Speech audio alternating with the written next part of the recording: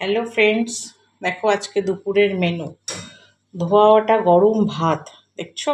একদম ধোয়া ওটা গরম ভাত। এদিকে আছে ভেজ ডাল। দেখো ভেজ ডাল পুরো।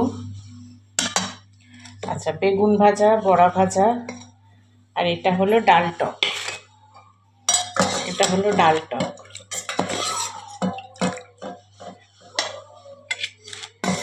আর ডালের সাথে খাবার জন্য বেগুন ভাজা, বড়া ভাজা আর আলুর চিপস। আর এটা হলো ওই বড়া দিয়ে তরকারি করেছে।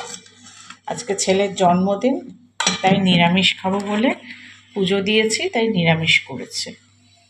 ঠিক আছে, আজকে দুপুরের এই মেনু। তোমাদের কেমন লাগলো কমেন্ট করো আর জানিও। Thank you.